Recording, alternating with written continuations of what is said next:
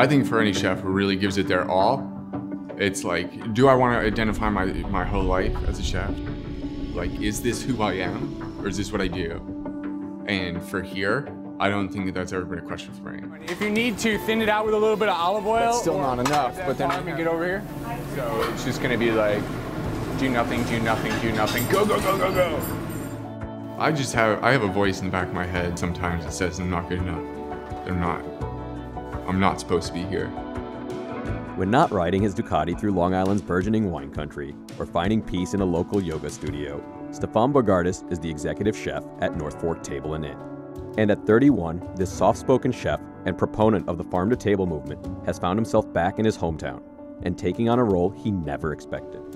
It doesn't matter if I'm supposed to be. What matters is that I'm here. We're going to wait for everything to be cleared, and then we'll run out 100, 101. The universe puts us where we need to be. And a lot of the times you just need to be open enough and receptive enough to the energies out there to accept it.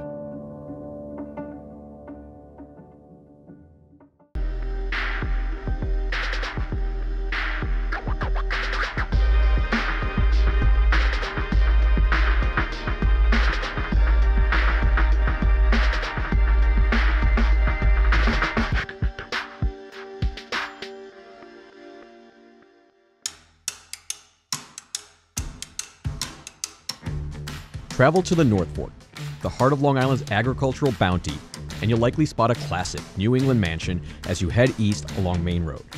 This is the sprawling home to the North Fork Table & Inn, a nationally recognized restaurant that opened in 2006 to rave reviews, long before Stephan Bogardus took over the helm.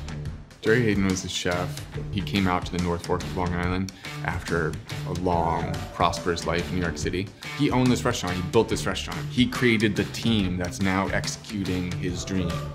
Raised in Setauket and trained in some of New York City's best kitchens, Jerry Hayden returned to become a culinary giant on Long Island. With his culinary partner and pastry chef Claudia Fleming, the duo raised the bar on East End dining. If I was trying to compare myself to him, I probably would have failed. Stephan came to us just out of culinary school, and he was a young buck. He was exuberant and confident and fast and passionate and a very young man. Gnocchi is one of those things where it really highlights the skill and technician of the chef. Stephan joined the kitchen 3 days out of culinary school as a prep cook. Armed with his resume and a set of knives, he knocked on the back door, asking for mentorship. You really want to avoid having physical contact with the dough because it will develop gluten strands. Me, as an older woman, I'm a little more chill than that. I would say to Jerry, if you don't tell him to slow down, I'm gonna stick my foot out and he's gonna go flying. I've never cooked 40 gnocchis on the menu. Not at like this level. Like you could do it at a shitty like banquet hall getting prepackaged stuff. If they stay too long in the water, they're gonna be done. That was my relationship with Stephan for a long time. I was frustrated by him, and Jerry adored him. And Jerry would be like, I love that kid. He reminds me of me. I just love that kid. Do you know how talented he is? He is so awesome. And I'd be, okay, whatever. Could you tell him to slow down? There's different top, down, low.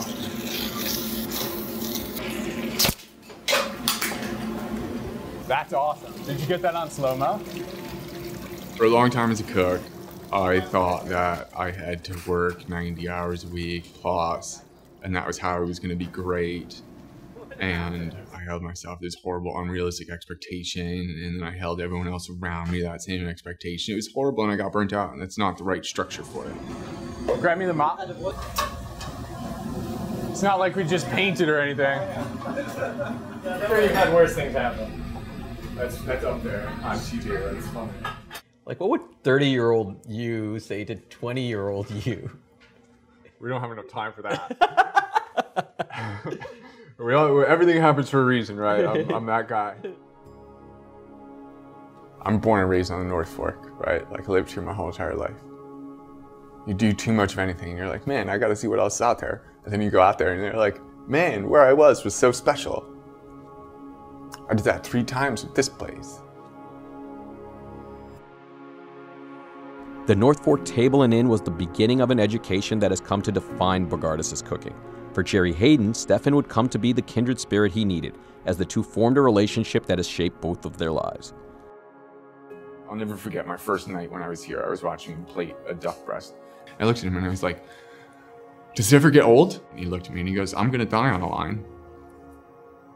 And I think that was like the testament to what made him such a special individual. So all he ever really wanted to do was cook great food for people that appreciated it. It's very important for me to know exactly where all the products that I use come from. Jerry loved cooking more than anything in the whole world. He lived and breathed it. We were going at a great clip. Things were great. Business was great. Reviews were great. Jerry started having some weakness in his hands and in his legs, and just started feeling a little weird. So we went and saw this doctor in New York, and he confirmed that it was in fact ALS.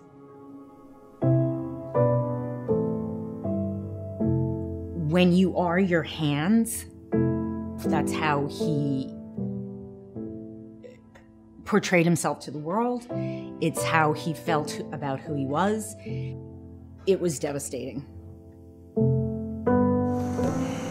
I've known since the age of 15 that I wanted to cook.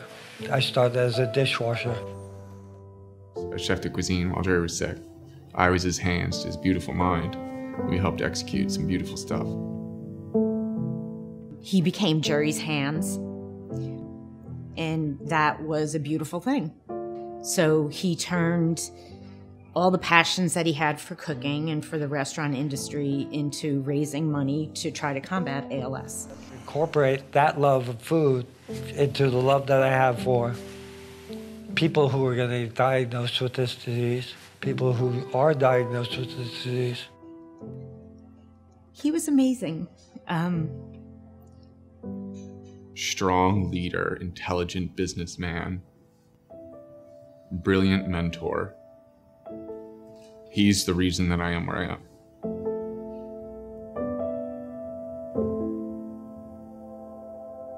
What's going on?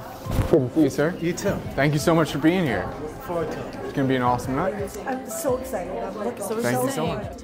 Your first course is going to be razor clams that are poached in hazelnut oil that's flavored with black cardamom and vanilla. With the first greens of spring, which I think really mark the beginning of the new season, from Mr. Ira Haspel, who runs the farm down the road. And we made some fresh gnocchis that we got out of some local potatoes.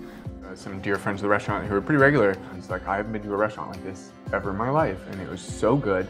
He got the fish stew, and he was like, it was like I was sitting on a dock of the bay. And I was like, funny story about that. Well, we cooked the fish in the water from the bay.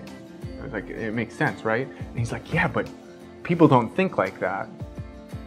He has begun to develop his own very distinct style, different from Jerry's, but one that is in keeping with who the North Fork Table and Inn is.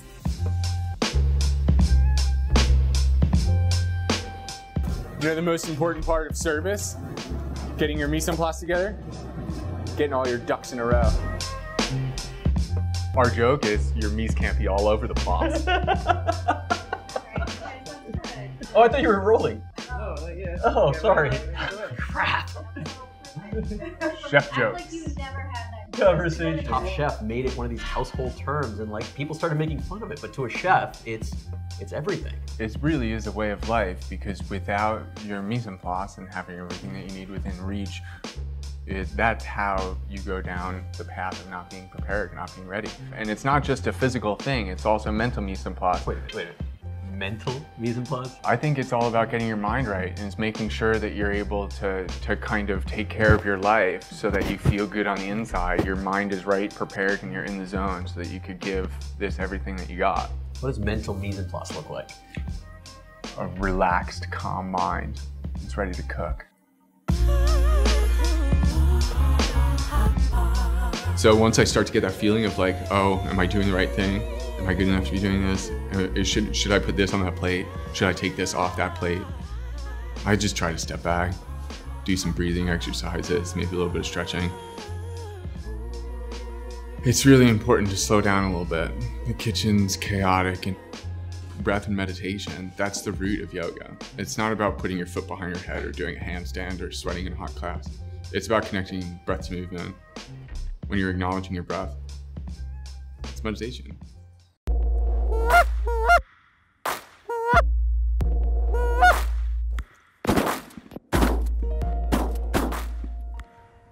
I make a joke and say, I don't always tell people where I hunt, but when I do, I'm always lying. Because it's like the secret fishing spot, where part of being respectful to the owner and to the property is not by drawing attention.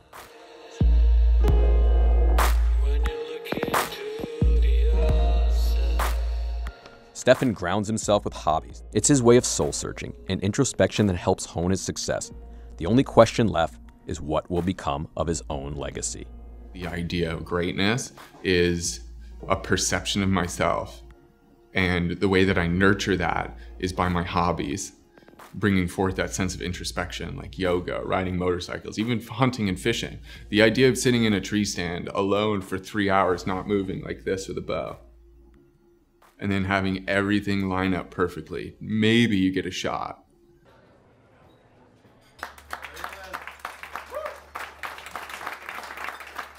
Thank you all so much for coming. Does anyone have any questions about the food? How do we make it?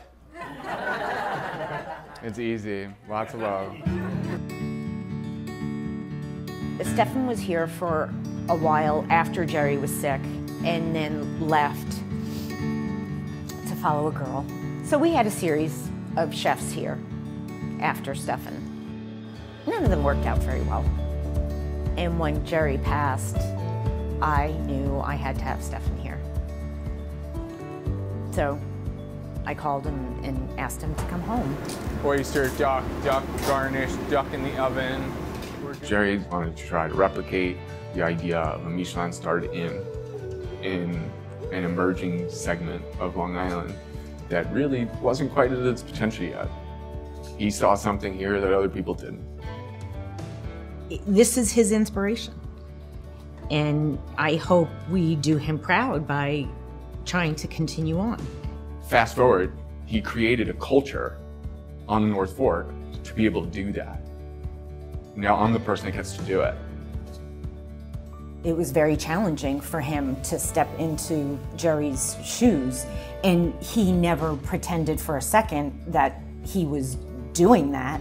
I have to say, nobody keeps Jerry's spirit alive in the way that Stephan does. And I am so grateful that he's here. I'm always gonna cook. It's the only thing I know how to do really well. Whatever. That sounds like such cliche bullshit, but it's so true. I think for any chef who really gives it their all, it's like, do I want to identify my whole life as a chef? Do I want to be identified, like, is this who I am, or is this what I do? And for here, I don't think that that's ever been a question for me. Like, I think that it has been a great tool for self-exploration, and I feel like I've grown with the business and the business has grown with me. A lot of times I just feel like it's the right place at the right time. It's like a wave if you're surfing. You could sit outside on a board all day, but if you don't have the right seas and the right wind, you're never gonna stand up. And you can't force it.